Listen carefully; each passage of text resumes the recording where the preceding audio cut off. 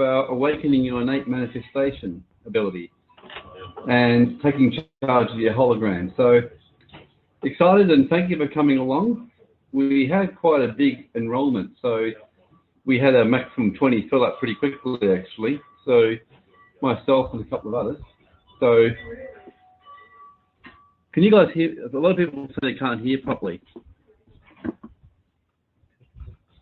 Hang on, just hold on.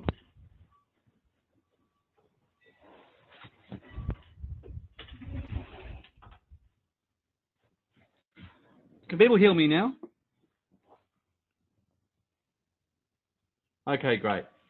Excellent. So let me just make sure that it's all set up. Okay, so how's that, everyone? I'm setting up the webinar. Is that really clear now? Okay, brilliant. So that's really perfect. Okay, just let me check one more thing.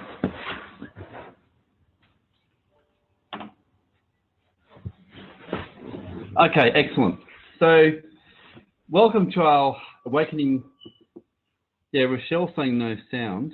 Let me just get all this sorted, and then we'll get underway.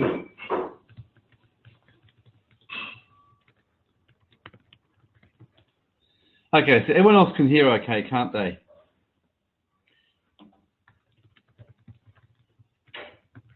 Okay, great. So if you can't, people can't hear, then yep, okay, great. So, okay, so basically take charge of your hologram. So we'll get started anyway now and leave people to work out their sound issues. Okay, so welcome to this, and thank you again for being here. And I'm excited about this because my experience is when we're doing a course for the long term, where we've got a lengthy one, like about 9 weeks or whatever, we usually can see some pretty good results pretty quickly.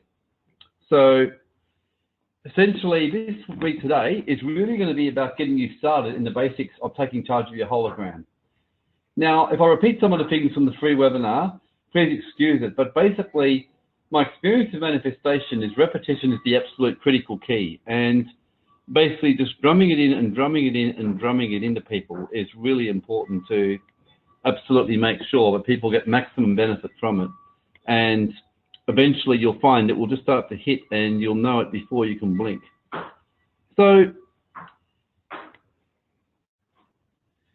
one of the great things about manifestation is you really are getting into esoteric kind of stuff where you do start to wander very quickly about whether you're going crazy and when you're going a bit weird. And certainly the stuff that we talk about, probably most days on Facebook and other places, you can see people pretty much thinking you're a little bit crazy and there's something a bit wrong with you. The beautiful thing is, I love what, this is one of my favorite quotes. So, have I gone mad? I'm afraid so. You're entirely bonkers. I'll tell you a secret. All the best people are.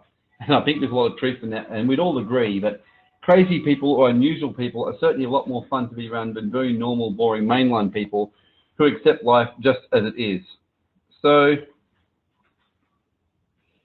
I've certainly met plenty of them in my time, and there's nothing worse than basically having someone who's boring and somebody who's basically, yeah, Christine always says absolutely, there's nothing worse than someone boring or not interesting. One of the things I've never been able to understand, and this is just an honest confession to all of you, are people who basically have a serious health problem or financial challenge or something and kind of just give up on it and do nothing about it. Because one thing that I've learned, and the biggest secret about manifestation, is I'll tell you what this course will give you and what it won't give you. It'll certainly give you a new way of thinking and learn how to take a lot more control over your thoughts and over your power. And so you'll get a lot more power and control over your thoughts and over your manifested reality, and you will see a change. You will see things happen when you apply the principle. What it doesn't give you is a magic wand where you can just put whatever you want whenever you want. Sometimes you've got to stay patient and you've got to continue to be persistent and hold on and be patient, even situations where it looks like very hard to be patient, because things happen in divine right order and divine right timing. So it's very important in manifestation to get the fact that divine right order and divine right timing is really important. So what I'm going to do now is just get rid of all distractions, turn media and social media on silent, and have a glass of water and making sure ready for the clearing we're going to be doing at the end. So just make sure you've got a notebook or glass of water if you haven't already.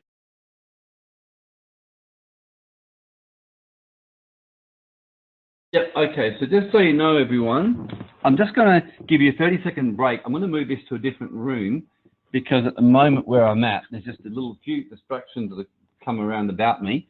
So I'm going to just move to a completely undistracted area to make sure that there's nothing that interferes. So just when I go quiet for the next 30 seconds, everyone, that's why. So just be patient and give me 30 seconds.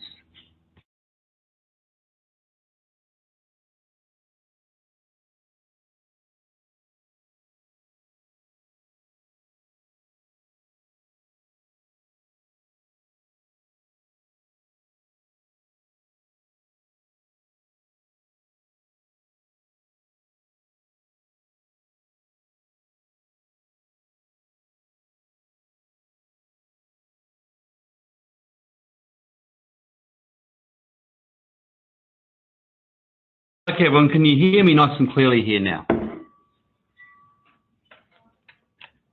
Great.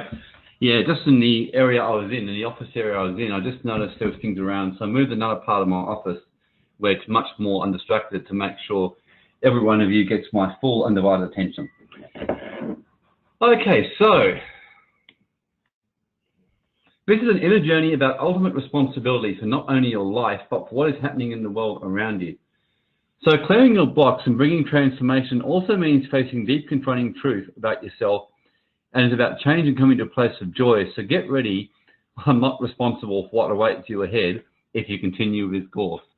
In other words, to manifest the result you want, often it will always result in change, because without change, your life would keep going exactly the way it's been going up until now. Change can sometimes be straightforward, sometimes it isn't actually that easy.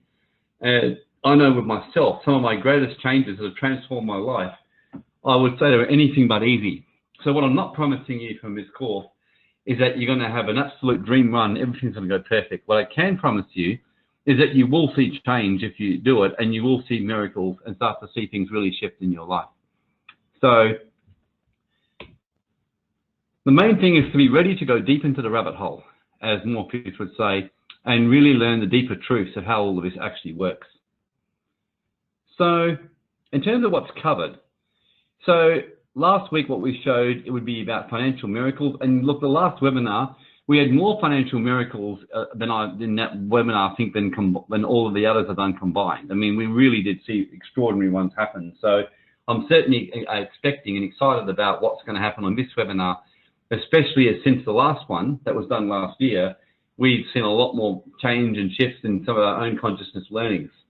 So learning how to read energy and master your mind, manifest health and a relationship with your dreams. And look, I can truthfully tell you that these manifestation teachings changed my life considerably in this regard. I had major problems around women like a few years ago. I really did. I'd say 3 or 4 years ago, I was frequently attracting the wrong kind of women and frequently having the wrong kind of problems arise. The one thing that this all helped me with was learning to realize how much I was in charge of my own hologram and changing it. And those of you met my current partner would know I've got a brilliant partner right now who just meets everything I could honestly say that I could ask for and more. So my health has gone from 2 years ago being absolutely in a quite concerning state to where at the moment I'm in a particularly good state. I was weighed today. I'm right now pretty much, I think I'm 0.5 kilos below my ideal weight, but I'm pretty much in my ideal weight, very low body fat. And money-wise, certainly now I'm doing the things that I enjoy more than ever before. I've learned how to use this manifestation mastery to use energy reading to grow my business, to actually work out the best offers and the most likely to be profitable, and actually doing energy readings on it and do manifestations. Even the other day, I used the training which I'm giving you now on my sports betting to do a manifestation for an amount of money in my account. And I must admit, I thought I'm being optimistic here, but I achieved it. Basically, it happened. So it was quite profound. Interestingly, my next manifestation I did to increase it further, I would have done it, but my higher self clearly told me there was a bet I was about to take. And it was quite interesting how this can work. And this is why it also requires action. So it's important to emphasize that. But this morning, for example, just to show you and be honest with my failings as well as my successes, I had a big shift in my betting account, gone right up, made in the last, say, week and a half. I've pretty much, yeah, let's work it out exactly. Yeah, look, I know I made 70% in 1 week, the other week. This week, I've done pretty well using this stuff. And in actual fact, I would have done better. I set a really big manifestation. And this morning, the bet which I'd placed, I just kept getting this, literally to the point, I had this energy just kept telling me, don't go, you know, get out of your bet, get out of your bet. But yet all the remote viewing had told me it was going to work. So I did one more reading to be check up, and the one more reading was mixed, but if anything told me the other team was going to win. And I still ignored it, and I still thought, nah, you know, I talked myself into it. And then there's another bet, which I was given to go into. I did go into that one, but, so number one, I didn't pull out of the one which I was told to. That one ended up being a losing bet. The one that I was already in, I just got the clearest message telling me, go in harder, put more money in, this is going to go up. But it actually broke my technical money management rule, so I didn't do it. And I let my head get involved again. So the bet won handsomely and gave me a fantastic return. But if I'd actually gone in and put the extra money in, and I hesitated, I got the message. I sat in it for 5 minutes, and then I finally thought, I'll do it now. And just as I went to do it, all the odds changed. So the point is, you also have to move quick. You need to take action. The main thing is that I've been using these principles. They consistently work. There are odd times I'll openly say to you they haven't worked exactly, but every time it's normally been a divine right timing issue, or I've been told what to do and haven't done it. So once you learn to master these and tap into your deeper realm, you really can start to access these things. And I've seen situations, for example, where people put a manifestation around the relationship of your dreams. And one of the things to be very mindful of is that sometimes, not always, but the law of vacuum is one of the most important laws of prosperity. And under that law of vacuum, it means a void will get filled, but if something's already filled, it won't come. So let's just say, for example, that you already walk around believing that you've got lots, but let's just say, for example, that you have got all your old clothes in the cupboard because you really don't want to get rid of your old clothes. And when you say, once my new clothes comes in, I'll get rid of them. You probably notice it never seems to quite happen. And the reason why, subconsciously, you already have clothes. Whereas when you empty your clothes and have a void in your wardrobe, subconsciously you keep seeing it and going, gosh, and you start imagining it and desiring new clothes. So sometimes to get your miracles as well, you have to let go of things. So that's why part of manifestation we'll be learning is about how to create the manifestation, clear the blockages, and the practical action that you'll need to take to see it come about. So it's very much a process of learning to master the unconscious mind. So you'll certainly learn to get better decisions and opportunities and clients and things like that in your business as well. Definitely start to attract investment to make more money and repel bad investment opportunities, or get the right sense. I've certainly noticed that the more I've done this, the better I've got at this kind of stuff. And generally when things haven't worked as well for me, it's because I actually haven't listened to what I've been told. So it's where I actually haven't been told and basically haven't taken the action or ignored it. Become immune to scammers and tax audits, have your well protected energetically, or even neutralize speeding fines. So all that kind of stuff. So the truth is, at the very least, you learn to master this and you will find a significant difference in what you start to see. And I've gone from somebody who, doing this, can regularly manifest the kind of money that I need pretty quickly when I need it. And you'll find that the more you master manifestation, it will become easier and easier and easier. And keep in mind that you'll also learn how to listen to your higher self, because sometimes your higher self will tell you, get out of what you're doing. Even this week, I've created a manifestation for a whole new level in my business and in wealth. And straight away, and some of you may know, I mentioned about a month or two ago, I was clearly told my role was more to basically help build wealth for my family and others, and myself to become more unattached to the system. And the first thing I got reminded of was what I said on the webinar 6 to 8 weeks ago. And I was told I need to start the process moving of shutting down certain things I'm doing and starting to hand them over. So keep in mind that generally, as you do manifestations, you will get given messages, and it's important that you listen to these messages when you get them, like really important. So otherwise, if you don't, they can sabotage what you've got. So we'll also be looking at clearing some negative entities and energies and blockages and self-sabotage around finance. So we'll definitely be doing that for you. So clearing negative associations around taxes, we're going to be doing that as well. And beliefs around health and things like that. So we're doing all about the manifestation. You'll learn to do that, as well as creating energetic shields. So that's going to be later on. So that's very simply, like I said, today's more foundational and really helping you set an intention. And some of you have already had your one-on-one calls with me, and so we started working on setting an intention. The main thing for this today, and over the course of next week, is to really set your intentions. And my experience is the people who set clear intentions do much better than the people who don't. And it might be exceedingly friggingly obvious, but that is the absolute truth. If you go ahead and you set your intentions and are really clear on your intentions, then your higher self will start working to accomplish it for you. Even last night, I did a very deep manifestation ritual, something which goes for many hours with two of my boys. And I set 2 clear intentions, and I turned up all excited, ready for that.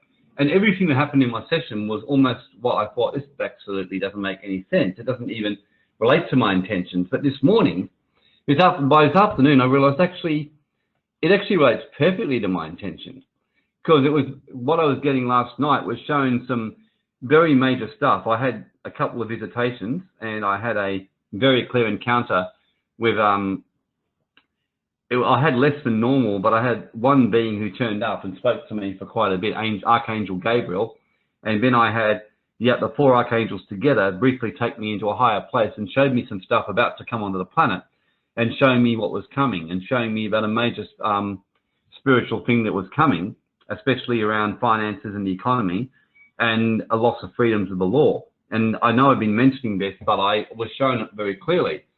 And of course, I kept thinking, why am I shown that when my intention was more around, it was really around like getting more powers in certain things, and also direction of our webinars and basically business.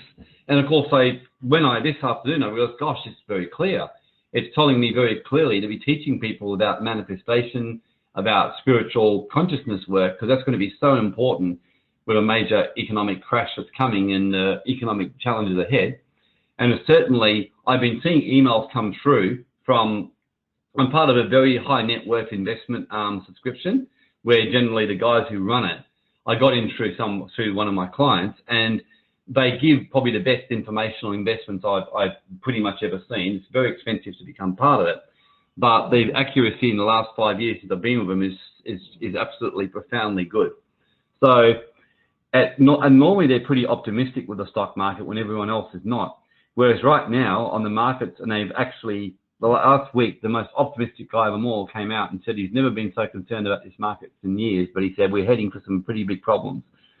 So pretty much universally, and that was shown to me very strongly that, and the timing of course is not exact on this, but there's no question that we're heading for some major economic issues ahead.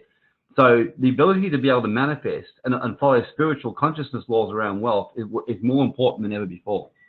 So you've made this choice at the right time. I can truly say that to you. In a year from now, you'll be sitting back and saying, good, I'm glad I learned how to do this stuff, because you'll see the need for it.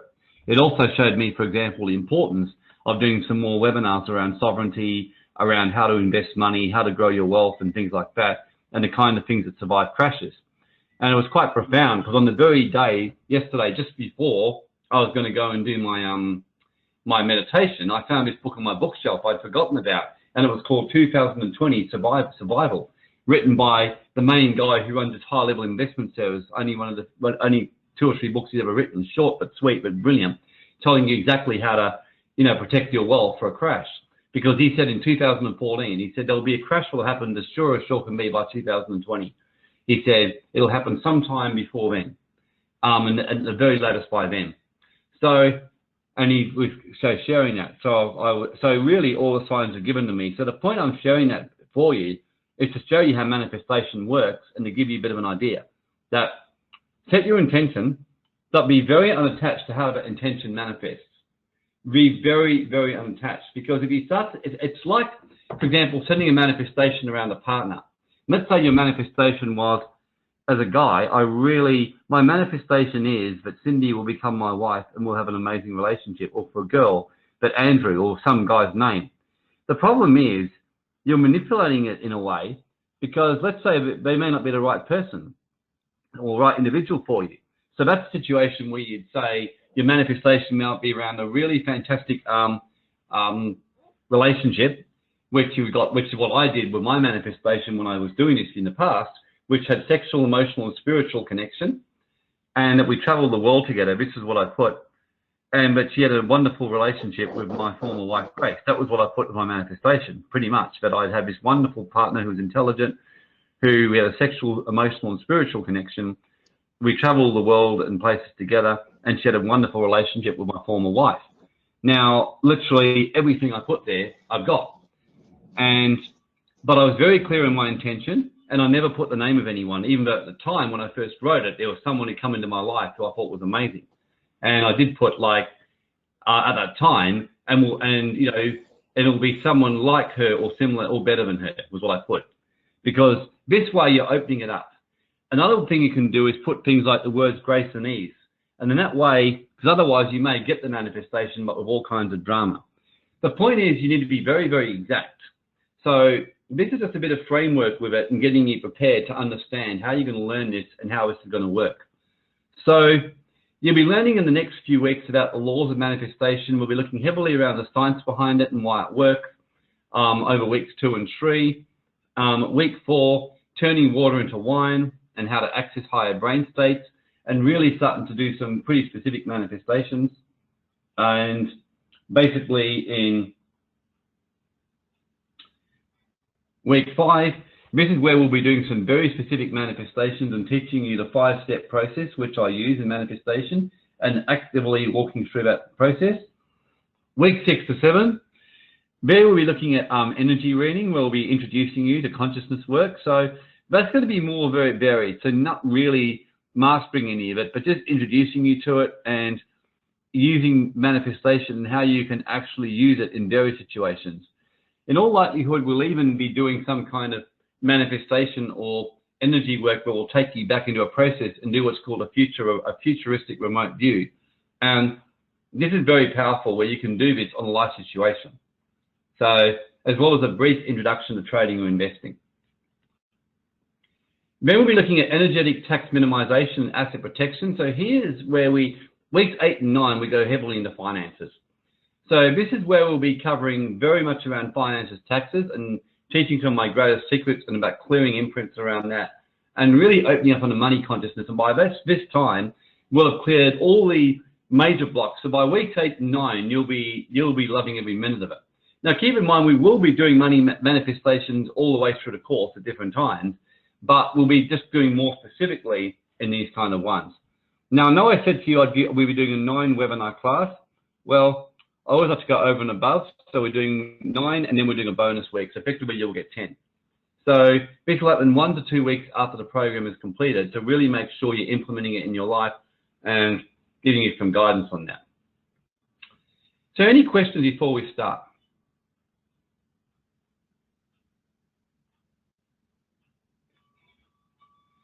Excellent. So who's excited? Like, just get a bit of feedback. Who's excited? Who's got a really excited sense right now? Who's listening and going, like, seeing already the possibilities for their life? Oh, great, Jason. Yeah, very excited. I love it. Natasha, Nolene, Robert. Yeah. Excellent. Now I've got a great group of people. So keen. Yeah. Maxim, very keen. That's great, Maxim. Heard some good things about you the other day, mate. So look forward to talking with you as part of our manifestation call. Been hearing good stuff about you, mate. James, good to see you, and hope you enjoyed the event last week. So, science behind manifesting, we're going to be looking at more shortly. Now, just a little bit more about what we're doing, like the water into wine. You're going to really enjoy that. That's one of my favorite. Like I said, reading energy. We're also looking at a little bit at pyramids and how you can use them in manifestation. They're really exciting and quite useful. And remote viewing introduction, and we'll be doing some negative entity clearing as well throughout this. So Raymond, Grace, everything is energy, and energy can be transformed. one of the things I love with Raymond Grace is that Raymond was the guy who really, even just the other week, he sent a video out, which to a few of us, which he was talking about goals. And one of the things he's saying about goals was that it's very important how you set your goals and how you frame your goals as well. So how that's very, very important. And if you frame your goals incorrectly, for example, or around the negative, and I've been fortunate to work with a very powerful manifestation teacher for years, just on the side, a friend of mine, who she's been guiding me a bit with that. And she's taught me some of the really high level advanced manifestation, which is all pretty good stuff and pretty exciting. So let's just go and do some kind of refresher and from the free webinar and really going back into the principles again and really hitting these. And like I said, please excuse if it's a repeat, but it's very important that we just drum this in, drum this in, drum this in, and don't stop drumming this in until it's absolutely second nature for you and like pretty much straightforward. So we see, so basically everything is energy in a hologram. Time and space is not linear but quantum. So one of the things is we see what we want to see. It's amazing some of the scientific research that actually has proven. One of the things that really opened my eyes was when I was learning advanced manifestations with Master Toby Alexander a few years ago, and where back then he was really on a higher level teaching some great stuff, you know, really good stuff a few years ago. That was when it was probably he was at his best. One of the things he shared with us was around this whole thing about, he told me to go and do an art course. So I was doing high level training with him and he actually suggested me to go do an art course. So keep in mind, I was a dreadful artist. So I went and did an art course, and the first 3 weeks, of course, I was the worst student in the class as I expected, but I got better. And to my surprise, by the end of it, I was actually doing really well.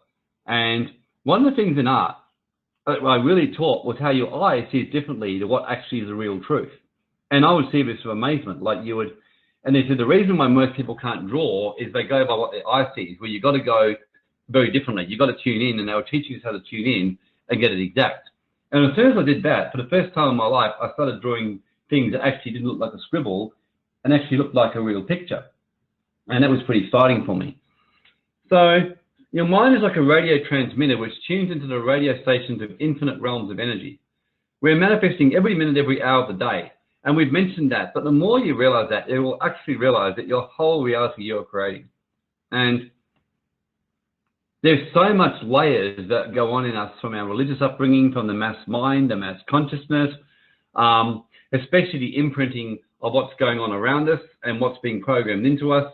And then the unfortunate fact that many of the Illuminati and the elite and those behind the planet's evolution right now, they are very aware of this stuff. So they are programming people all the time. And ultimately, your subconscious mind and your conscious mind work. And remember, your subconscious mind is a literal, basically it's very literal. And you'll learn more about this in the Water to Wine in week 4. It's very literal. Like, if you say something, for example, like, I don't want to get hurt in this next relationship, your subconscious mind is a feeler, and it's exact. So all it hears is getting hurt in the next relationship. That's all it hears. It doesn't necessarily hear that I don't want. It just hears the thing that creates the greatest energy. So your subconscious mind, before you know it, says, oh shit, I don't want to get hurt. And then it starts thinking about being hurt in the next relationship. It's very, for me, I thought I'd mastered this pretty well until I did sports betting and found that when I'd have a couple of strange losses, it would really hit me. And I've had to really learn to clear myself and do the opposite to what my mind is telling me, like, oh gosh, you got to back off. And like this morning, I mentioned with that bet, and the next bet which I did, which won me a very handsome return. But I can tell you, some months ago when I was doing it, I probably wouldn't have placed the bet because I would have thought I've lost on a couple. I need to recollect myself. So the point is, your subconscious mind works with your conscious mind. It's like a movie screen, and is in turn affected by deeper quantum layers of mind, imprint, and programming, which you have collected. So mastering this area is not the easiest thing for most people to do. And the truth is, most people live by the emotions of their fear and they're driven by their head and by their conscious mind. They're just basically letting their head drive them. So our life is truly a hologram of what we create. So it truly is. So what we're going to do now is, just before we continue, let's just stop for a minute and just tune in. And what I'm going to do is just commit the rest of this now to the higher masters to guide this for the greater good of everyone. So I'm just going to just tune in and breathe in through the nose for 4. Hold for 4. And breathe out through the mouth for 8.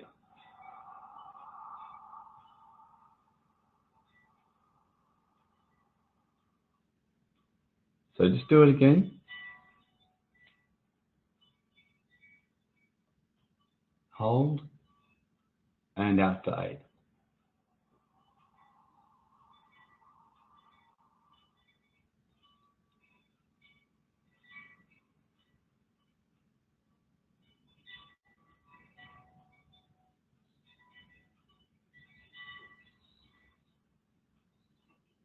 And we just invited all of the masters just to come who are willing to work with us, who align with the order of Christ, in alignment with the order of Enoch, with Melchizedek, and with Babaji, and with the archangels.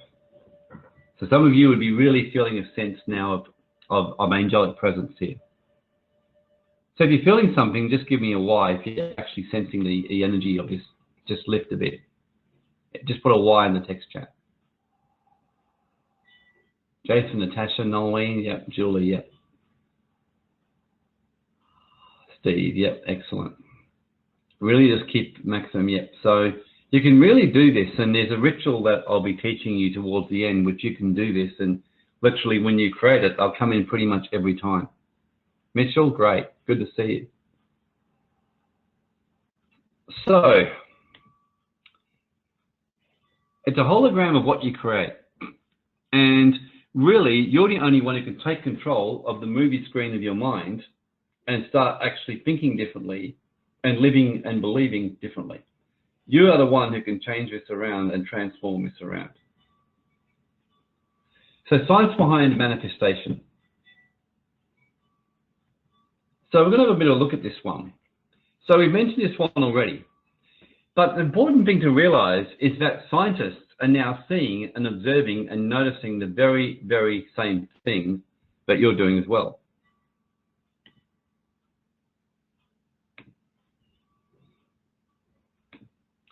So standard theories of the brain have failed to explain many puzzles which can only be explained by holographic. So I'll be covering this more in the 3rd week. So this is just a bit of a summary, but in week 3 and a bit in week 2, we'll be and possibly a bit in week 4, we're really covering this. So get ready for a real physics and science class, Ben, and make sure your brain is all ready and you're in a good place, because it'll be pretty heavy. But it's where you'll start to see some really good shifts. So standard theories of the brain fail to explain these things. There's a quantum or esoteric realm now. And more of scientists, including eminent Oxford physicians, are now admitting and accepting this. So Carl Pribham, Stanford University neurophysicist, openly came out and acknowledged this. Niels Bohr, a famous physicist, came out and said pretty much the same thing. So came out and said basically that he actually argued heavily with Einstein, this guy, and basically the result of arguing with Einstein was basically, eventually Einstein changed some of his views, because Einstein was a very what's called material or matter physicist. He believed that what you see physically is what really is scientific, and what you see esoterically kind of fits in with the physical. Whereas guys like Niels Bohr challenged him and said, well, no, consciousness comes first, followed by the physical. The physical reflects the consciousness. And more now, this has become accepted. David Bohm, another very famous University of London physicist. Amit Goswami, an Oxford University physicist, who I've got 2 of his books on my shelf right now, and wrote one of the more recent books where he wrote a whole study of it where he concluded this. You've also got Joe Dispenza, who's a teacher now who goes all around the world teaching in this area, Dr. Joe Dispenza. So more and more eminent physicists now, so not just the spiritual Indian. Once upon a time, it was more the Indian gurus and the esoteric wisdom people. But now more and more scientists are now finally catching up. There's a very interesting book called Dead Men's Secrets by Jonathan Gray, and another one by him, Paradise Planet, where what he basically says is we're actually right now, we're actually at a very not only low standard of consciousness as a society, but he says we're actually at quite a low standard technologically, which might surprise you. But his book starts off with Paradise Planet, telling the story of a guy on his mobile phone laughing about this supposed disaster, and then seeing water coming rushing in and going, what the fuck?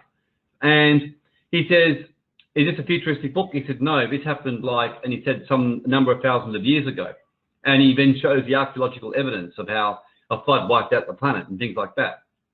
So at the time that happened, that basically the evidence was that people had mobile phones, they had energy centers set up, they had similar to today, they had even more advanced electricity, they had technology that could move stones by sound without using cranes. That's why they were able to build the pyramids and other things, all kinds of stuff that the ancients were much more advanced.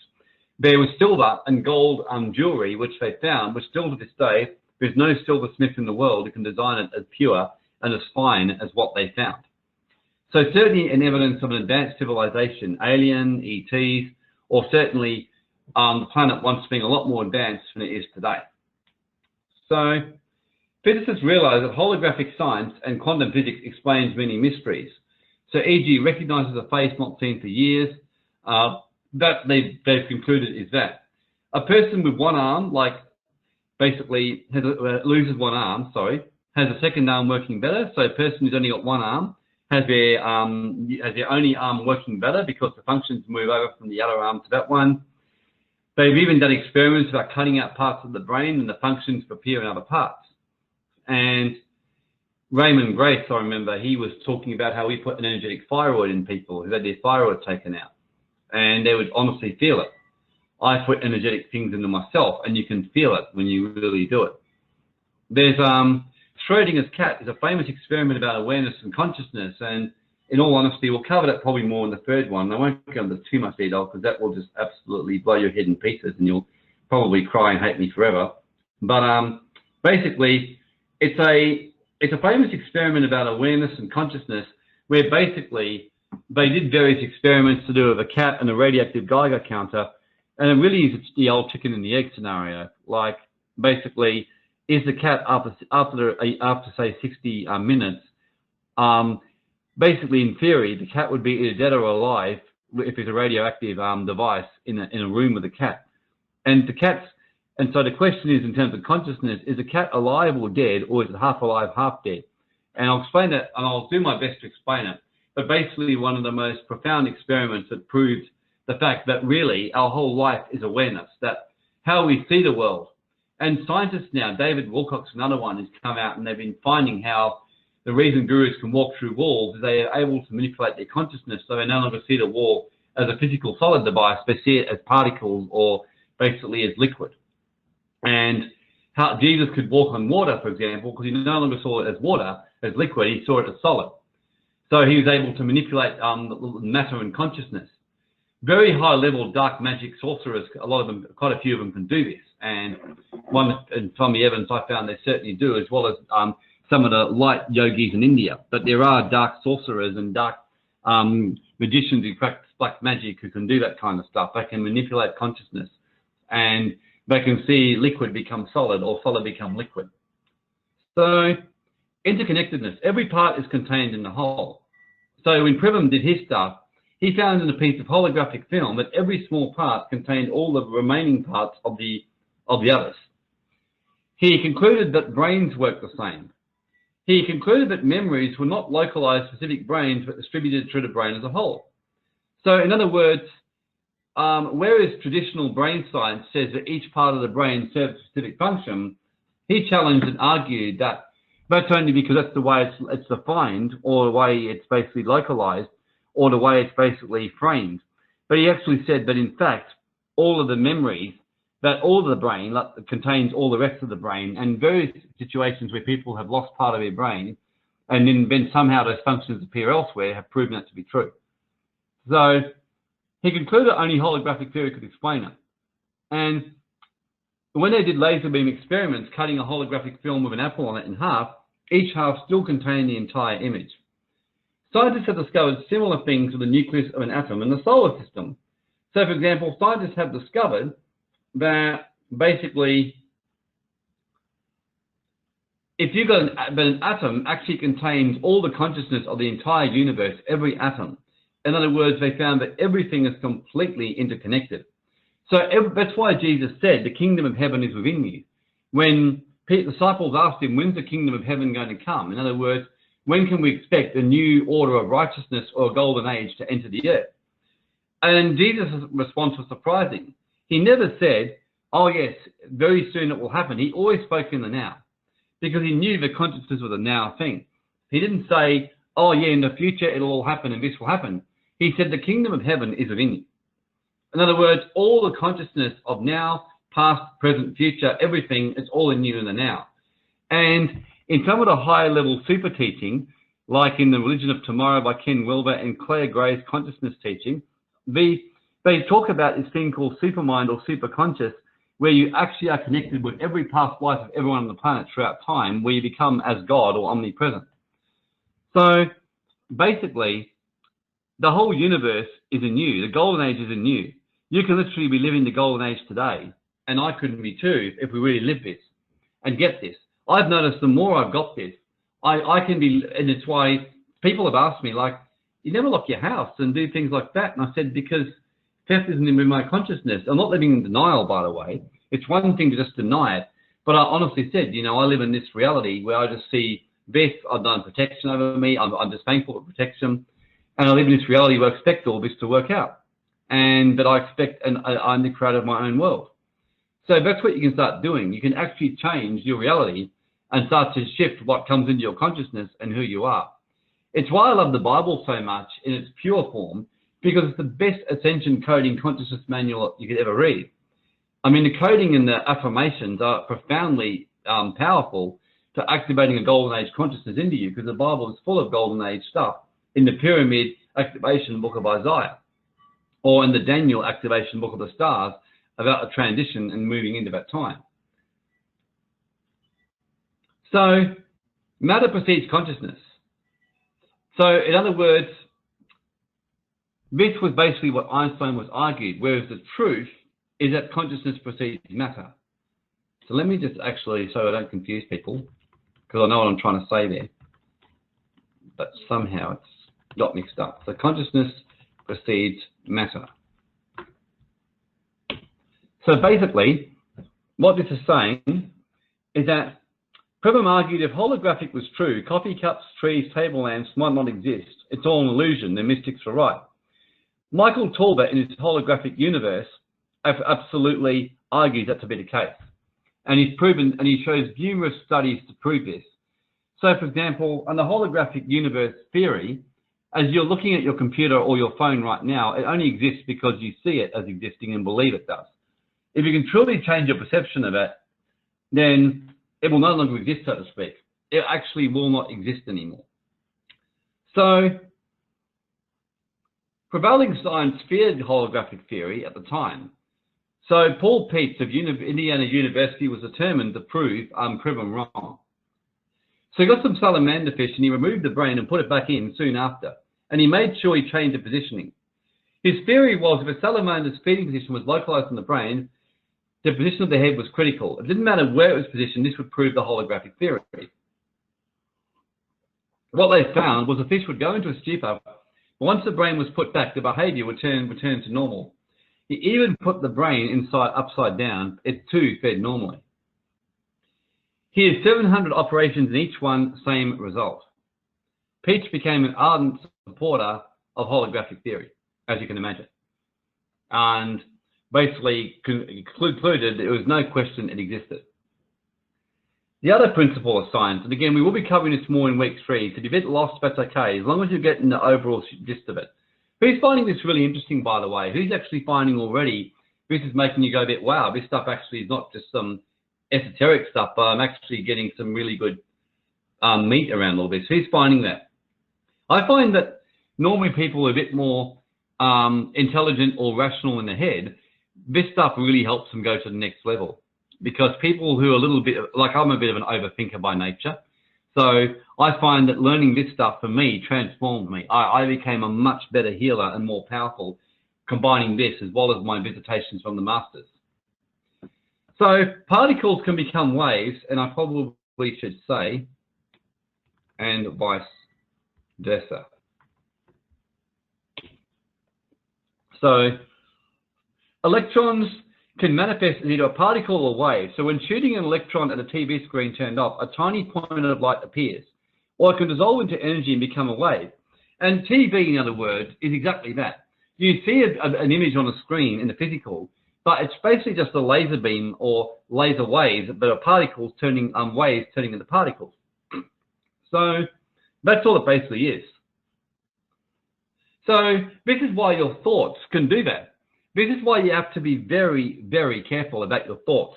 And this is why Jesus said in the Bible, for example, that if you believe in your heart something and don't doubt it, but it will happen for you, and you believe that you already have it, then you shall have it. It shall come to pass. So if you believe something and do not doubt in your heart, or believe a mountain will move, then you'll have it. In other words, you have no doubt. The consciousness changes and must change. So, and in the book of James in the Bible, it says that basically a thought can become a desire, and a desire can lead into action. So that's why you've got to be very cautious about your thoughts. Anyone here who's ever experienced sickness of a major level, or experienced basically sickness, experienced any kind of health or financial problems or relationship issues, I'll guarantee you, if you go back and map your thought patterns over before the ending of it, they would have pretty much been a systematic series of thoughts and desires and emotions and feelings. So, for example, you start to feel like you might start to get a fear in your mind that a relationship is ending, for example, or someone might not like you, and then it starts to turn into a fear, and then it starts to get charged of emotion. And then let's just say that the other person might be thinking about ending it, but still open. I mean, the more you're feeling it, because you're connected to them, especially they start to connect to you, and they feel your fear, and they don't know why it is, but then they start to pull away from you, and then they come to you and they end it. And this I found especially happened to me when I used to be single years ago, until I learned to master this, because especially, for example, with girls and women can really feel thoughts very strongly. So let's just say, for example, they say that if a man is feeling good about himself, the woman subconsciously feels it, and then she feels good about herself too.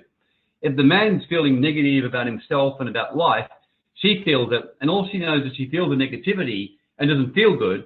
And because she doesn't feel good anymore, something in her associates it subconsciously with the guy. And Natasha says, so true. Yeah, this is all neurological psychology and science. So basically, women feel this particularly, but also women, the same with you, your fears and what's going on in you as well. And that's why voicing fears and voicing out things and dealing with them quickly and changing your thoughts, because your thought patterning can become a reality. And I noticed that, for example, the one thing that can be guaranteed is if you start walking around saying a child is autistic, if he's not, he certainly will be in no time. So if you speak enough over this, they've actually done some pretty, what I think is quite inappropriate testing, but where they actually got some kids who were very smart and put them with a teacher who told them they were dumb, and then they put another group who were dumb and put them with a teacher who told them they were smart. And the dumb kids became pretty much smart, and the smart kids became dumb. And yeah, this actually was done years ago. I mean, pretty shocking that they'd even do such a testing, but they did it. And there's no question that basically what's spoken over you and what goes into your consciousness. So thoughts and words are really important. And Julie says it like with plants. Exactly, Julie, what you speak over plants. So the power of the word to change your reality, and the power of your thoughts together, and the power of your feelings. So thoughts, feelings, and words are critical. So they're the three things: thoughts, feelings, and words. So the worst thing you can do if you're feeling in pain physically is walk around saying, oh gosh, I've got a sickness, or oh God, I think I'm getting arthritis, or oh gosh, it's pretty obvious, I'm getting old, I'm getting Parkinson's. Well, or let's say you don't say it, but you're thinking about it. Now, mind you, if you're thinking about it but don't say it, at least it's better than saying it, because if you don't say it and you say the opposite, at least you're doing your best. The point is eventually your thoughts and feelings will override your words. But if you start to speak things enough and been practice training to master your thoughts, eventually your words and your thoughts will line up and you start to get used to it. I can remember when I'd have cash flow challenges in my business, I used to really freak out and panic. And I find that when I get those things happen, it just isn't a big factor for me. I just speak out, I deal with it. So yeah, it's very, and if you basically, even if you're feeling pain in your physical body, you know, what I've done is, especially when you're around people, I will just tell people, I will imagine a red X to cancel it out. I'll give thanks that I'm already recovering and getting better. I'll do something like I'll go see an expert in the area, and I'll tell people around that, yeah, look, I've had this challenge, I'm already getting better. People in my life and family know full well, if I mention, yeah, my finger's sore, they don't say, oh, honey, are you okay? I'm like, I say to them, don't say that, just say, okay, and keep things very neutral, because I'll say, yeah, I'm already getting better. And this way, you're starting to train yourself. Same with finances. The worst thing you can do if you're having challenges is talk about your luck and walk around speaking about it and saying about how this is happening and soon I'm going to run out of money. Because when you do that, you are actually starting to manifest what's basically right now a thought or waveform into a particle form, if that makes sense for you. So you're actually starting to manifest it from a wave into a particle form. So it's dangerous when you're doing that. You've really got to pull your head in and watch the way you talk about things.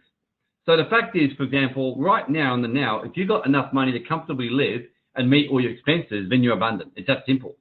And if you can live by that consciousness and think that way, and even start saying, yeah, like I don't have, like right now, for example, so I've got plenty of money, I'm abundant. Now I'm just going to see a way to get even more cash flow, more income stream to bring myself more abundant, to allow my wealth to grow. Can you hear the power of that compared to saying, like, oh gosh, my income is much less than my expenses, I'm running out of money? Do you see how the difference in vibration?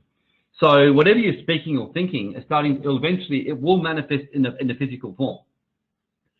So this is the basic of particles that becoming waves. It's how Jesus turned water into wine, because he changed the consciousness and how the perception was of it.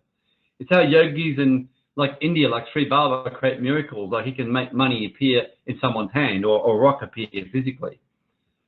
So the only time quanta ever manifests as particles is when we're looking at them. In other words, things don't exist until we actually focus on them and see them as such as being that way. So very profound, I'm sure you would agree. So, the holographic universe here. In the holographic universe, Michael Talbot looked at this issue. He concluded we create our reality and the placebo effect is real, and the power of a faith healer or consciousness teacher to help you experience a miracle. Now, the fact that we go straight to Christ, which is the highest level of healing, I find, and we do it in the name of Christ, in the name of Jesus, we do see the most powerful healings. But the fact is, even if you don't do that, because there's many faith healers or consciousness masters who can bring powerful healings today, even without doing that, only because they're just operating in the laws of physics. A man completely cured himself in the holographic universe, he tells about, from a brain tumor by his belief systems, and then he brought it back.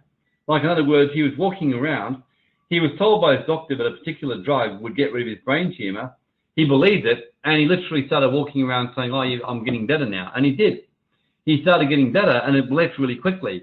As soon as the doctor, he read in the journal that that the drug had failed in his testing, his brain tumor came straight back. In the Talent Quest, a controlled group who mentally practiced, and I mentioned this last week, for 30 minutes a day, got the same results he practiced physically for 30 minutes. So with the full power to alter our reality by our thoughts and how we perceive things, and again, really, really do that. So Julie Wood, yeah, we've seen metal rods in spines disappear and come back like that as well. Yeah, Christine Evans tells about in the Philippines, they'd be healers where, and I've come, they actually can go in energetically and remove things from people, and actually can see them going in there and pulling out gallstones and everything. Some of these healers are quite profound what they can do. So here's the conclusions. Quantum realm is real. Matter is preceded by consciousness, not the other way around. All things are interconnected. So even all of us in this webinar, we are interconnected. I know, for example, when people have got blocks, because I go on and it's like hitting a brick wall. I can feel people in this webinar are quite open today. I can feel, for example, people are excited. I can feel some blockages, and I feel some people a little bit tired today and a bit heavy in their brain. But overall, I can feel a level of excitement, as an example. So I can tune into the consciousness of the group and feel that. Space and time don't exist. Now, this is really important, and you'll be amazed as you learn this. In the remote viewing course, and like I said, we're only doing an introduction here for a week, I honestly always recommend people, if you really desire to master consciousness and start seeing phenomenal results in finances and life, you actually do remote viewing training. I mean, the best thing I ever did, which is basically the governments, for example, actually found that using people who are trained remote viewing reviewers for psychic readings, they got far better results than actual psychics because they were following structure and system. But one of the rules of remote viewing is that space and time don't exist and everything is in the now. So, for example, I've had this happen to me. I've done a remote view on basically pictures and then found I forgot to actually choose the pictures. I've been chosen the pictures. Afterwards, it's like my higher self knew in advance which pictures I was going to choose, and I got it spot on. So as you do remote viewing, especially, you'll find the magic of that it's all relative. So the fact is, you can go back in time any time. You can go forward. For example, I find with manifestations now, sometimes, rather than saying, you know, I manifest, say, $5,000 by this date, I actually say it is now 31st of March 2019. I'm grateful. With Grace and Eve, I have manifested $200,000 a month in my income and work. I'm amazed at how easy it's been. I look forward to being 300,000 before I know it. Who can hear the power of that manifestation? I've just basically spoken completely in the now. Now I'll give you another one. I command that in the next 3 months, I'll manifest $10,000 per month. Now, again, it's still a good one, but can you hear the difference? It's a little bit less powerful. Who notices that straight away? It's just a little bit less powerful. Yeah, because one spoke in the immediate now, one spoke in the future, and your subconscious mind only knows the now. It doesn't know future. That's the thing to realize. It only knows the now. So space and time don't exist, as I mentioned. Holographic theory is actually real, and alternate timelines or realities. These are a strong possibility and make sense. I will tell you something funny about this to show how powerful this is. I remember at one stage I did a manifestation around having multiple women, having, you know, a few really good, you know, women who, you know, who basically I was enjoying good connection with and was having lots of fun with them, and that's all I left it at. And I actually did pull that off, but I had all kinds of dramas, and in the end I realized that I didn't specify with Grace and Ease, and I didn't specify as well. And so when I reframed my stuff, I made a much more one. I put that I am in conscious, I just put I am in conscious partnership. So I left it in a way with open either way, which serves my higher self and my business and wealth, great sexual, emotional, spiritual. And at the time I was thinking of having multiple partners, but as it's turned out now, I've only got one.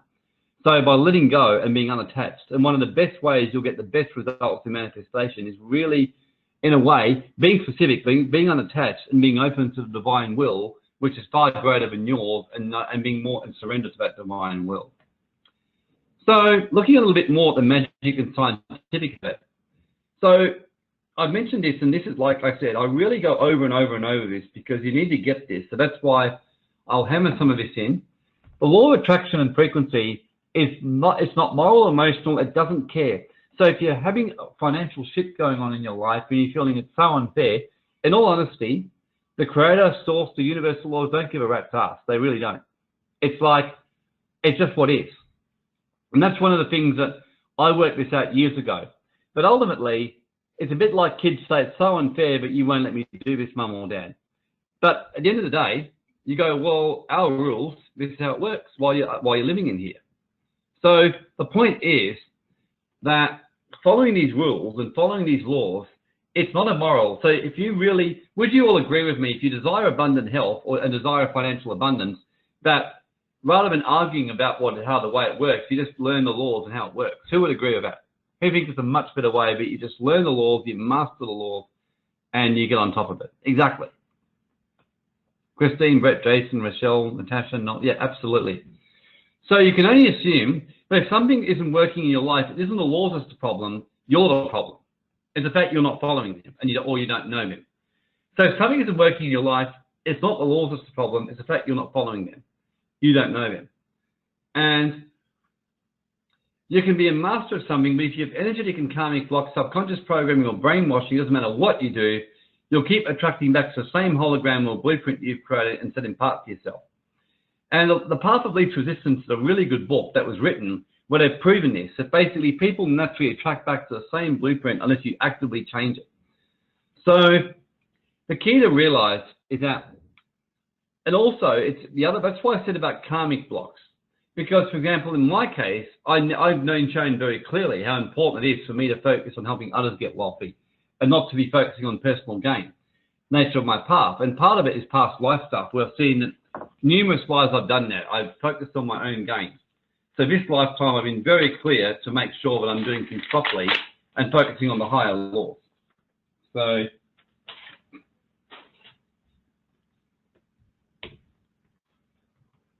you can do all the right things, have all the right structures, have the best accountant lawyer on the planet, done the best due diligence on investment, the best business model, and yet still attract bad investment losses, a horrible tax audit, government problems, or serious losses which don't make sense. I've seen clients who've done everything right get ruined by the tax office. I've seen clients who are absolute crooks walk away absolutely scot-free. And sure, the system is basically very screwed up.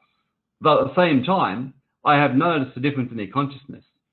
The sad thing is some of them are such narcissists. Like one guy I knew, he just saw it as his life, is that he could do what he wanted whenever he wanted, and that no government or anyone could touch him. He'd never looked at a tax return in like 20 years, and he would screw over people, and yet nothing would ever seem to happen to him. So basically the one thing he did know was around consciousness law, whereas many people who are honorable people do feel guilt and feel this kind of stuff when these things happen. So the point is, your consciousness and learning the laws of energy while at the same time doing things in alignment with the higher ethical laws and with your own truth is really important. So scientists discovered it's all a hologram or illusion, meaning investment results, business outcomes, the tax you pay directly linked to the beliefs of the subconscious mind and the collective consciousness of the masses. So unless you're actively combating the mass mind with clearings and manifestation protocols, you will, and I emphasize you will, get the collective manifestations around investments and business and tax. You'll get it. So if, for example, you're not doing something about it, you'll get the manifest, and you're passive, you'll get the health things. So in other words, your life will be around flu vaccinations and believing in that, believing that things are random, that you may get cancer, and it's just one of these sad things, and you don't know why you got it, and then you die and all that. With finances, you'll just believe that, yep, I've always got to work really hard for my money, and the reality is I don't always have to do stuff. I'll often have to do stuff I hate doing and all that kind of stuff, which again, is all because you believe that.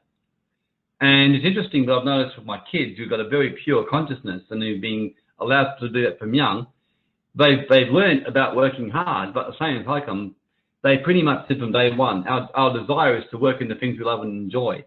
And we're not going to work in the things we don't. You know, they know sometimes there's things that they do which they don't enjoy as much, but their basic rule of ours is 80-20. 80% of what you're doing, you want to be loving, and 20% might be just the kind of shitty stuff every now and again you got to do. So, and all of you know that often we've got to be very mindful too why manifestation. It's like, for example, living in a house that gets dirty every day because a horrible dust storm keeps blowing in and a lot of dirt and dirty and tradesmen keep walking through your house. Well, you're going to be cleaning it every day. So likewise, daily, as you go out there, you're being smashed by Wi-Fi, and it's been proven, in fact, that Wi-Fi and the waves from the internet tamper with your consciousness. I don't know if any of you know about that, but so, for example, we've actually got a special device here, which I purchased, which I found, which actually neutralizes that. So that actually neutralizes the effects of Wi-Fi in our house. I put things on my phone because phones have been proven to lower your brainwave frequency. 5G has been proven to have a major impact on your consciousness. Many mobile phone towers are being used to tamper with you, and I'm sure some of you are aware of all this. But we're being attacked in our consciousness and our thought and mind patterns daily. We're having codes, as Henry Ford exposed, like sorcery codes being put there on movies, on cartoons, on signs, and everywhere around us constantly.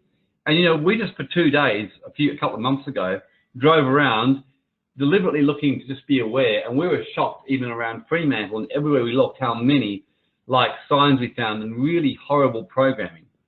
So just out of interest, who's aware about all this mind control stuff and what you are up against with this? Yeah, so we do a lot of work around that, you know, because even things like your water you drink, you know, that can, they put fluoride into you, for example. The fluoride actually, you know, dampens your pineal gland from working and calcifies it. So, yeah, you can neutralize symbols' energies, Maxim, and change your energy. We do that. I do that regularly. You know, I remember Flower of Life. We've just gone down to Officeworks and got a whole lot of Flower of Life printed off, which someone in our group did. And yeah, as much as possible, we're going to start pinning them and printing them and putting them around the place so people start getting used to that. And, you know, rather than having these other symbols, going and putting them around the place where they'll actually be, you know, basically streaming the Flower of Life energy into places. So yeah, you can energetically neutralize it. We do that regularly. But obviously it's better to get rid of it physically. So I mentioned here about these beings, and I won't go too much into that stuff because we've already covered that, but yeah, I'm sure you get what I'm saying here. So there are other trainings, of course, which show how banking elites, cartels use education and brainwashing to implement their dark agenda. When you realize this, you see you can energize and shift yourself in all areas of life. Reprogram your subconscious mind and energy body within health, business, investment, tax, government or regulatory issues to see immediate, tangible results in your life. Key is always focusing on clearing and healing internal blockages in you. I mean, one thing, for example, which I can tell you that I know from my tax experience is not true, is when people say to me, oh, you know, basically, the more money you make, the more tax you pay. Well, I can tell you that's not true because my richest clients pay the least amount of tax. So it's not actually true. So when people discover that truth, just that one truth alone excites people and they start getting desirous of actually generating more wealth. And the key is always focusing on clearing and turning blockages in you and forget about fighting or trying to fix the outside world. Fix the inside world and realize the change starts within you. That's when real magic and transformation happens. So when you really fix the inside world and remember the kingdom of heaven is within you. Now, in saying that, I'm not saying you don't get out there and actively do stuff, but you've always got to start clearing it in you first. And I find that most people, when they have a relationship break up, they'll always focus outwardly on what the partner did wrong. And very, very rarely do I meet people who really are conscious and truly say, yeah, well, my relationship broken up and I've noticed that the forfeits happened the same way. So clearly my partner's not the problem, I'm the problem. I'm healing it. I need help to heal it. I virtually never hear people say that. I mean, most people would just sit there and give me like the shitty guy who used to beat them, or, you know, or a guy walk around saying, oh God, all women are toxic, or, you know, or women, you can't trust women. And, you know, I've just had 3 bad relationships and never actually said, well, the fact is I've had 3 really toxic relationships. So clearly I'm certainly creating the framework and space for that to happen. And I know for me, when I came to that profound realization and started realizing that the only thing in common between me and all the toxic relationships I was getting was me. I was the common factor. So clearly I was creating it. And that was painful and difficult. And Christine and Mitchell are acknowledging that too. So yeah, look, it's great. So when you start just knowing that, yeah, so financially you keep attracting bad investments, well, the problem is actually you. You're the one who's creating it. So if you're attracting business failures constantly, again, the only problem is, the only common factor is you. You are what's doing it. And, you know, if you've had 3, you know, if you've been in, say, 4 bad churches or whatever, where you've been fucked around, or spiritual teachers, again, the only common factor is you.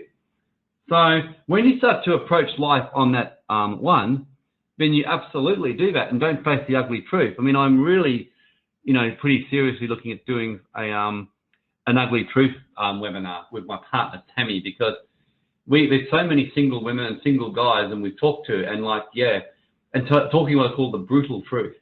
And I know I was given the brutal truth 5 years ago by a female lady who's the only one I really trust to get really high level advice. And I bawled my eyes out because I said to her, tell me the truth. And it was pretty painful what she told me about myself. And Sammy, you know, she will tell you, I told her the painful truth about herself, and she bawled her eyes out. But then when she finished, she was a different girl. So there is an ugly truth around all this kind of stuff. And here, Nolan watched the movie on Sunday. But yeah, there's more to it even in the movie, Nolan. There's some pretty brutal truths around relationships that people need to hear. There's a pretty brutal truths around money. And the reality is that people who've got financial challenges usually have major scarcity problems. They've got a lot of fear around scarcity. They're quite vicious in terms of a scarcity poverty mentality. They're critical of people who've got money. They're negative about their own money situation, and they generally walk around with usually programming from their upbringing. So real scarcity, poverty, and usually aren't very generous people. They think they are, but they usually aren't. They're usually very miserly and hold things in. So that's, for example, the ugly truth around money. So, and those of you got money problems, if you tune in, you'll know I'm speaking the truth. Either that, or you have extremely, either that, or even if you've got a reasonable, you know, attitude around it, you will have kind of like programming which teaches you must work hard, and your time and hours, for example, is what's going to make you money. In other words, the more hours I work, the more money I make. So who knows that in himself? I mean, I've just given a very brutal statement. Who straight away knows that you will own up to that straight away? I mean, I'll own up to that very much as being me. So yeah, you really need to start this webinar. We'll start with this course, Facing the Brutal Truth. If you've got a relationship issues right now, the problem is you. You are easily, either in some way, you're difficult to be. Either subconsciously you don't desire a relationship, you think you do, but you don't. And it could be anything. For women they found psychologically it's a secret fear of abandonment. For men, it's a secret fear of losing their freedom. So it may be that men, you have this secret fear of losing your freedom, and you just won't own it. Or woman, a secret fear of abandonment. Or could just be that when you're in a relationship, you know, subconsciously, you don't feel like you are the right person, but you don't want to admit it, or you fear, but you'll be left alone. So yeah, mine one was massive. I had this massive thing around freedom, like massive. Like for me, the whole idea of being in a relationship, I saw it's a massive freedom restriction.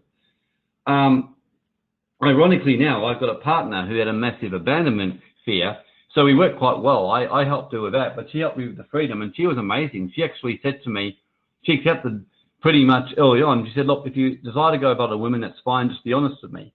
And she meant it. And the funny thing was, for me, having that freedom bought me, the first 5 months I took her up on it. But then after that, I just came to a point when I thought the problem is I actually really love this girl, and we got a great connection, and I don't really get the pleasure with these other women now. I just don't. And I actually myself made that choice. I was never pushed into it. So, but the thing was, I created that by getting real. So these are the kind of things that you need to be tuning into and realizing upfront this webinar. This next 3 months, you can change your life like massively by really making this decision that any things you know in your life aren't working, you are the course. So, yeah, Brett, that's why you're here. So the amount of tax you pay, everything, it all directly links to that, all issues. The consciousness of the masses around tax contribution and fears around this ATO and government in general, ancestral history, country history, all affects you. So look at this tax here. Tax pays for roads and schools. I mean, so people get brainwashed into that. And in theory, yes, but they don't tell you about the fictitious money system. So I love this one here. Teach your children about tax. Eat 30% of their ice cream. That's actually what I wanted to do with my kids. I said, the best way to understand tax is that, how about every time you buy an ice cream, you must give me 30% as a requirement? And they go, that's a bit rough. And I said, exactly. So even taxes, and we'll go more into this later on in this program about tax consciousness and dealing with that, for example. So yeah, Maxim. Yeah, Maxim says, coming from Russia can relate to inheriting that ancestral data. Yeah, look, I've had clients from Eastern Europe come, or South Africans, and I find South Africans are more disciplined than Western clients, but they're more fearful and more paranoid. That's what I find. Russians are the same. I find they're more disciplined. They tend to do more what they're told. They're better clients in that sense, but I find they got a lot of paranoia and fear in their life. So the ATO, for example, it's just a belief system. And ironically, none of the tax offices actually exist. They don't actually have a proper legal registration, and some of you would probably know that. But the government is a collective belief of people. So it's a shadow in our subconscious mind, the energy realm. We believe in it exists, so it exists. We've created it. But the truth is, government is really just other people like us. But we've created this whole entity, this whole belief, this whole giant in our mind, which governs us. And once you move beyond that, you start to see some quite remarkable shifts. That's how many of my miracle shifts I've had with tax audits, is because I've been able to manipulate my consciousness. That's how I was able to get a speeding fine to disappear off the system. That's how I was able to get my record effectively erased, so the police actually saw me without any speeding fine tickets, even though I had plenty in my past records. So it's a shadow, it's an unconscious shadow, which only exists because you believe it does, and because everyone told you it exists. So very interesting stuff. I'm sure you would agree, and I'm sure you probably find quite exciting. So tax, for example, is a compulsory exaction. My experience even, and you'll hear more about this, about taxes, that it's about contribution, i.e. give something back. So you give something back for what you receive. So, for example, I find that with the Western countries where we've been heavily taxed, you notice that, that we're living in what I call a very greedy, money-driven personal gain culture, but it's very apathetic towards spiritual truth and very hardened towards faith and the realms of Christ and the Creator. And I noticed that, unsurprisingly, I've attracted governments that extort you financially because ultimately everything must balance. That's how universal law works, the law of balance. So, for example, people don't tithe anymore, which gives to higher works, so they basically get swindled and get money taken from at a higher level. So I remember, for example, for me, the day when I really made a decision that I was committed to giving money for the higher cause. Then that was when ideas came to me, and I found a way to slash my tax significantly. And it was amazing. As soon as I truly did that, like, for example, what's interesting is how the law reflects it. Like, if you set up a spiritual foundation or church, for example, it's tax-free if you're doing spiritual teaching. So I realized that by being a spiritual teacher and stepping onto my path and being willing to give back to humanity, I was rewarded by virtually legally and lawfully paying next to nothing tax. So there's a collective consciousness of hate, disdain, fear, and a sense of being extorted, and almost like people wanting something for nothing.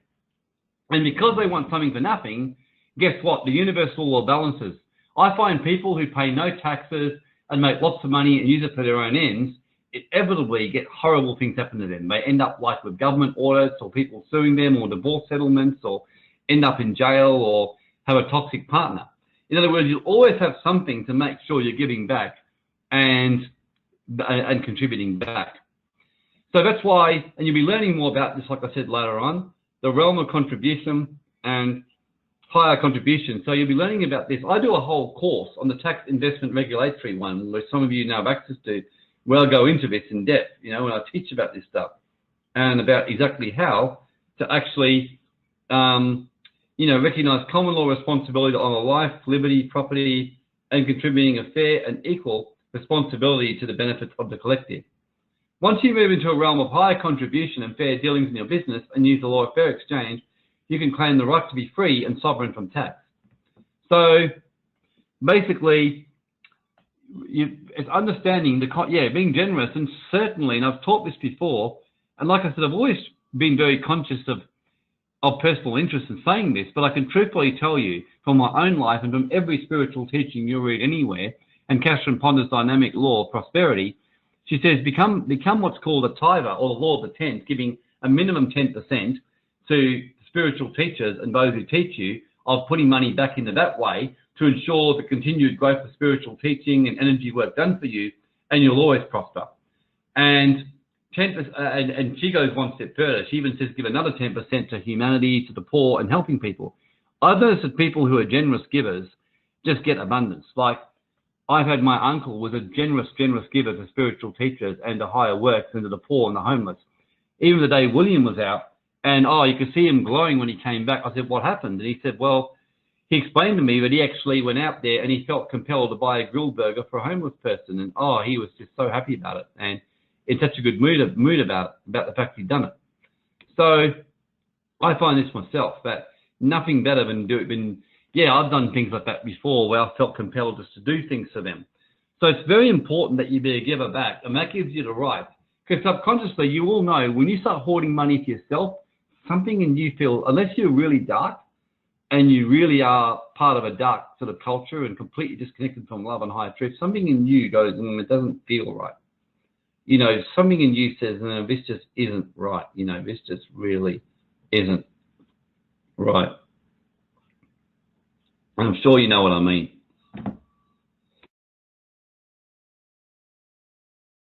So, tax audits, for example. That's another one that's an example. And we'll be going more into that one.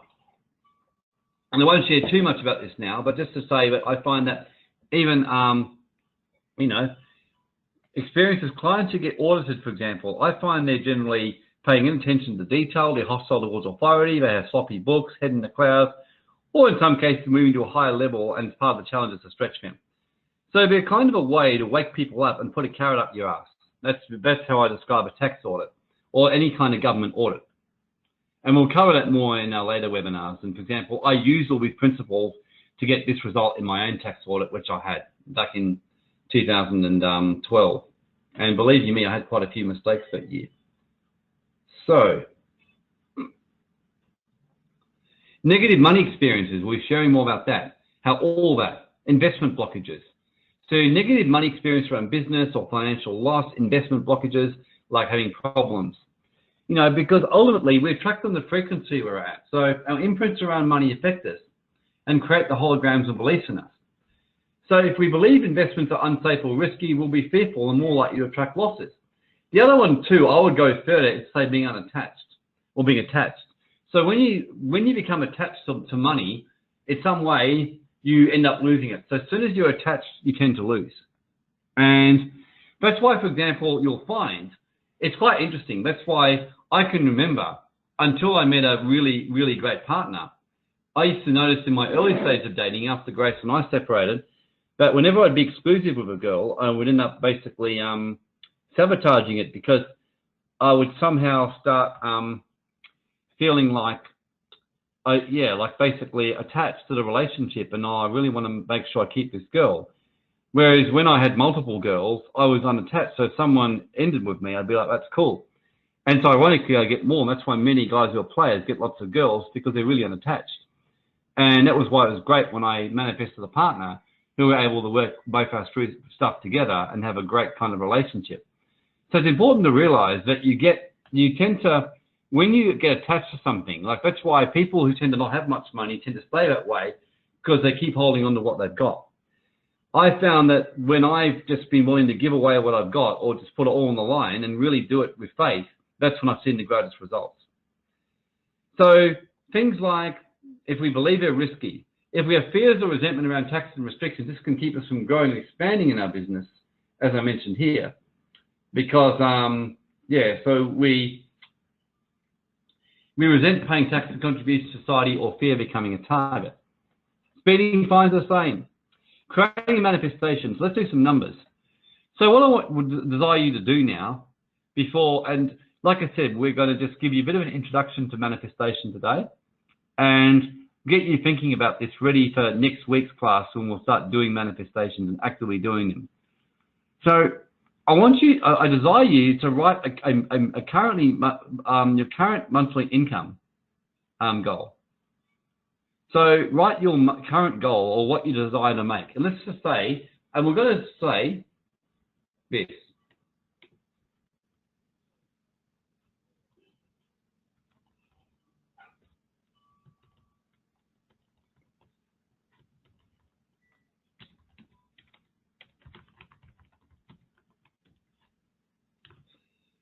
So what you do there.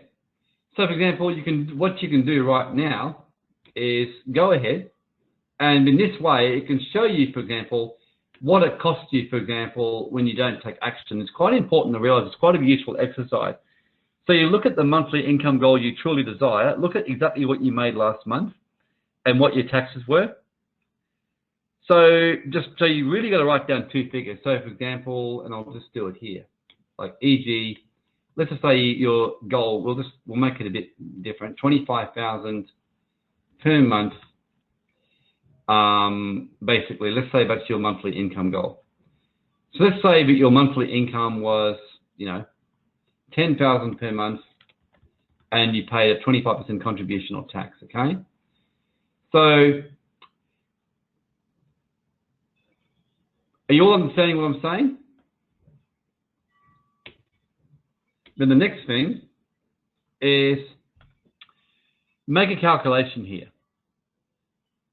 So work out exactly what you desire to make and what you're actually making, okay? And then after tax.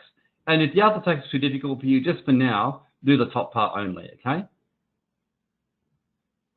So yeah, look, I'm going to simplify that because I've realized that I've used this before. So what I'm doing here is saying, so firstly, write down your monthly income goal. So let's just say, so that's number one. Step two, enter exactly what income you made last month, okay? That's number two. And then basically, then I'm going to put here and make this easier to follow. Work out how much tax you pay. So just estimate it if you don't know. Let's say you made 10 grand a month and you know you pay about 20% or 25%, okay? So let's just say for now, so 25%, okay? So when you go to the next slide, so $50,000, or we'll say $25,000 is actually what you desire to make. 10,000 is what you've actually made, okay? So that's 15,000 per month. So that's how much it's costing you every month when you're not taking action. So I'm just going to leave that one out to make it a bit easier, okay? So this is what it is costing you every month you're not taking action. So it's good when you realize that and you realize the pain and what it can do for you. So that's just some numbers for you, okay? So that's just getting you a little bit of a bit of a shock. And I can remember when I really sat down and did this exercise, I was like, yikes. So this is why with manifestation, set yourself something that's going to really stretch you, but not too much. So for example, if you're barely struggling to make ends meet or got minimal income, set yourself something reasonable and do the manifestation. Don't be ridiculous, but set yourself something. So 25 grand, 10 grand to 25 grand, for example. That may be a big stretch for some of you, but 10 to 15 may be possible. 5 grand to 7 grand or 10 grand a month. If you're making no income, you might desire 5 grand. And whatever you do, if you put it with intention, you will see it happen, or at least you'll be given the cues on how to start moving towards it. Whether you even action it is up to you. An example last night, I think I gave to you, was that bet. I literally had a being telling me, close your bet, and I ignored him. And then, of course, afterwards he said, well, it says you're right for not doing it. So basically, the key to realize when you're creating a manifestation and programming yourself, it's really getting yourself into that deep state and staying in that deep state. And one of the things by doing all these clearings and healing works on myself, I've learned to be in a very calm, relaxed, deep state. And it does make a very big difference in manifestation, okay?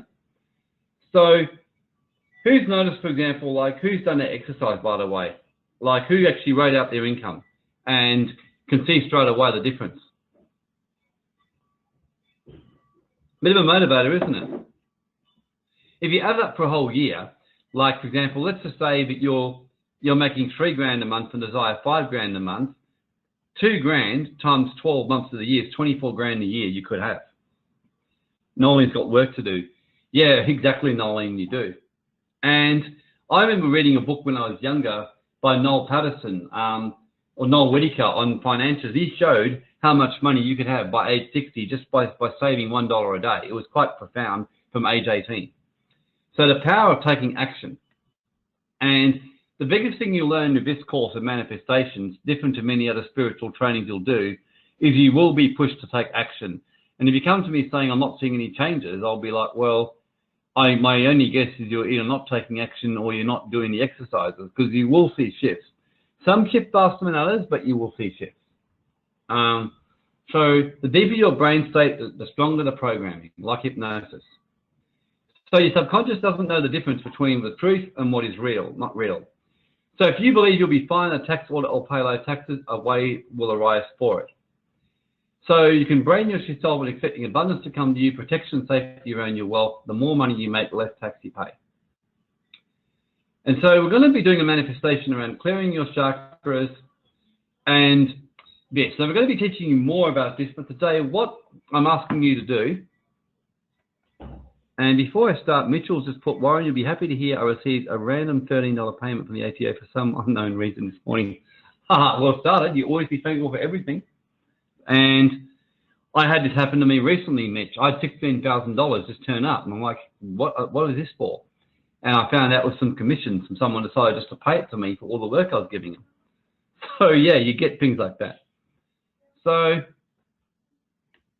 Robert asked the chakra slide. So yeah, so these are the chakras, and you'll generally find when you're not manifesting the money you desire, you'll have blockages around these various chakras.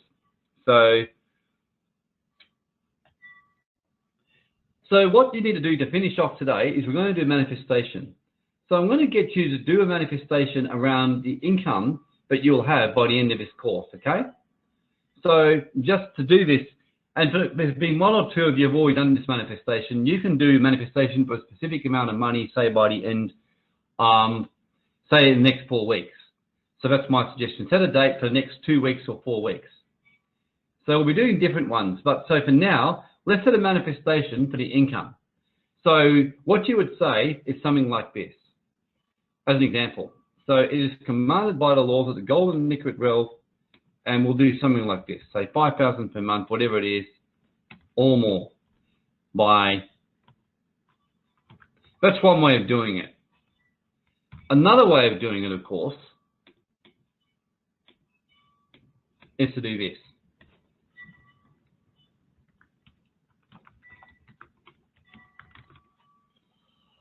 Be used to manifest. Idea is commanded and confirmed by the laws that the Tribeca Code is used to manifest $5,000 or more. So that's another way of doing it. Be used to manifest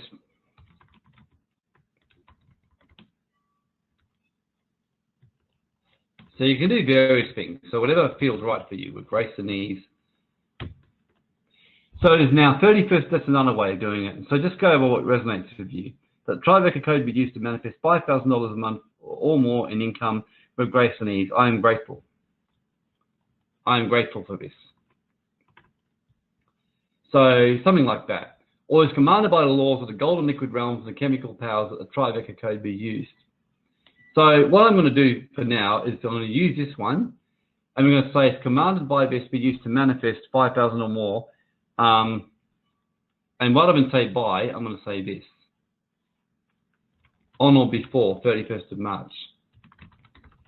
I am thankful this has already happened. That's what we're going to be saying. Something along that kind of line. So, has everyone got an amount of money which they're ready to put in? Or got an amount? Okay. So, focus on this Tribeca Code.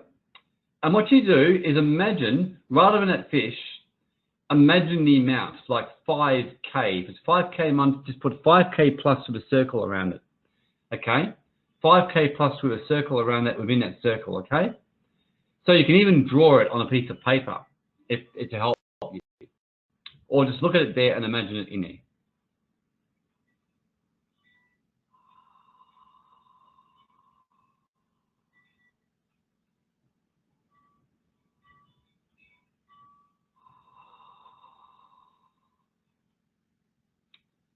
So just breathe in through the nose for 4, and then hold for 4, and breathe out for 8.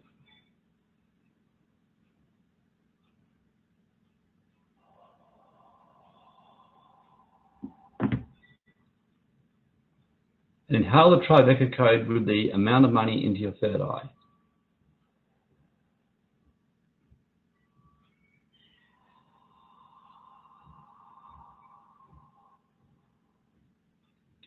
It is commanded by the laws of the golden liquid realms and the chemical powers that the Tribeca Code is used to manifest the amount of income that each and every person has put on all levels and all dimensions now. It is now 31st of March 2018, and we're thankful for this outcome. Aham Brahmasmi, Elijah Tef, Ta'eja Intadoi. 2019.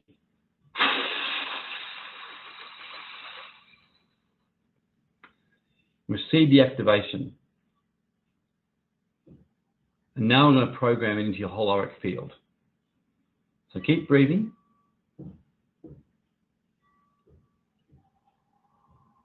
And now, just as we breathe in, now just breathe it all the way down to the center of the earth.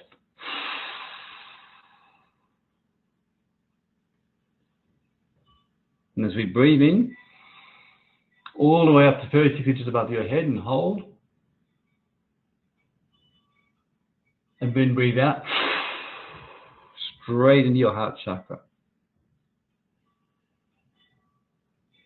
And as you see it in your heart chakra, just see green energy going into it, color green, and just keep seeing it until you see the 3 circles roll into one.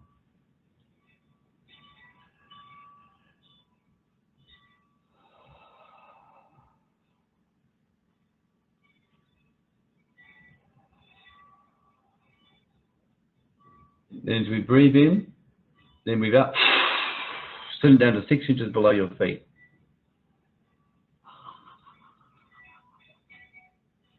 Aham Brahmasmi Ta'eja Intadoi. It is finished, it is done.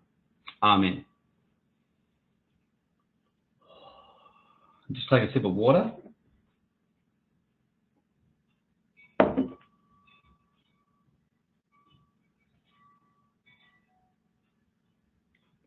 And now, just keep focused on the Tribeca code.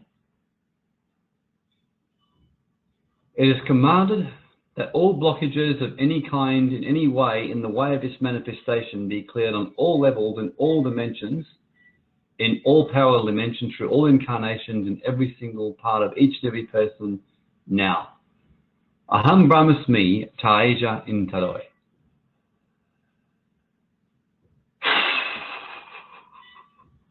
And by intention, replicate this Tribeca through every one of your 15 chakras.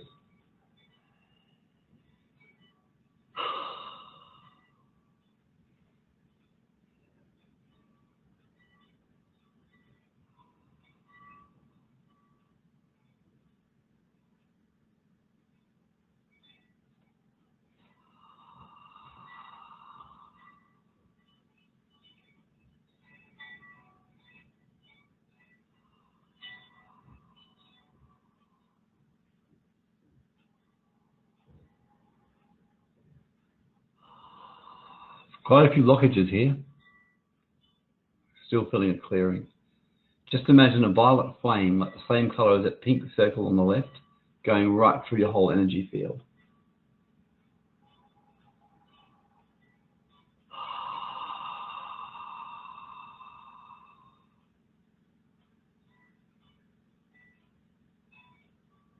I am a flame of violet fire. I am the purity God desires. That's an activation by Saint Germain.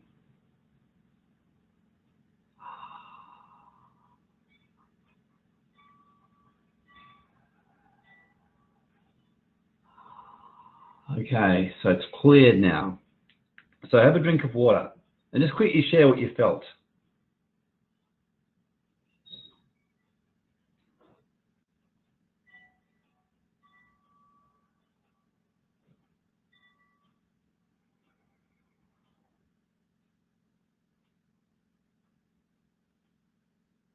Steve Plummer coughed. Yeah, no, that's common. Max, Mitchell felt action plans coming to mind. That's really good. If your action plans are coming, you're on track. Awesome, lots going, very powerful. The Maxim, that's great. Very important, by the way, that you come up from now, feeling more confident, instantly, to take some kind of action. No, straight away. Even if it's small, you'll feel it. Poor mind ticking over, you're really important that you do that. Take action. That's great, Mitch, it's brilliant. Nat, lots of movement, great.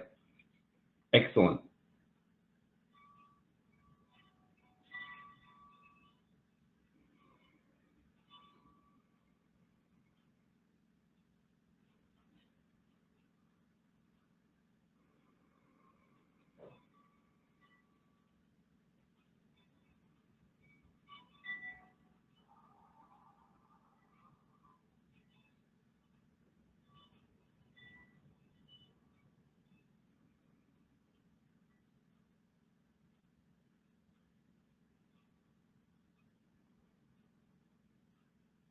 Can't even, Julie can't spell. Christine always saw Saint Germain pouring his flame over me. Excellent. February for Julie. Yep, that's great. Excellent, everyone. That's really good. Okay, everyone. So a bit of homework now to finish off today. Just things to consider and ponder over next week about more intentions. Robert, is there a way to stop some of the negative thoughts coming up? Robert asks. Well, definitely the clearing of the Tribeca code to clear the source of it, Robert. But at the same time, one of the things I do is you just see a big red X painted and smash over it. You just got to train your mind out of it and smash it, and then immediately think of something great. And one thing Joseph Murphy says, do something that is realistic. Like, for example, it may be like, for example, some people say, I am wealthy and abundant and everything's coming together is a bit difficult. But to say, I am wealthy and abundant and things are in the process of coming together, that's more realistic and believable for them. So create something that's believable for you and keep reminding yourself, and you just got to program yourself into it. So homework. Yeah, Rachel, the desire and excitement feeling of action solid even at 3:40 a.m. That's great. Yeah, I love it, Rochelle. So what do you believe around taxes, lawsuits, speeding fines? So really ponder what you believe around money and investing. Ponder if you've got insurance and why you've got it. Just ponder your own realities and what you really believe even at this time. See whether your kids, do they really need to go to school or university? I mean, mine aren't, and are loving life and doing really well. What have you told your children growing up? What have you told yourself? We'll explore more all these in the coming weeks. This is a sneak preview for you to really think about. What did your parents tell you about money, about government authority? And I'll guarantee you that it will tell you a lot about why you think the way you do on things and how you've been shaped a certain way. What do you believe about government? How do you react when you get a notice?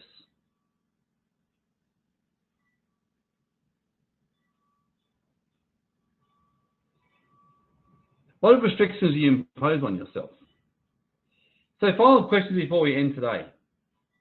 And who's enjoyed this today? Who's got some really exciting stuff come out of this?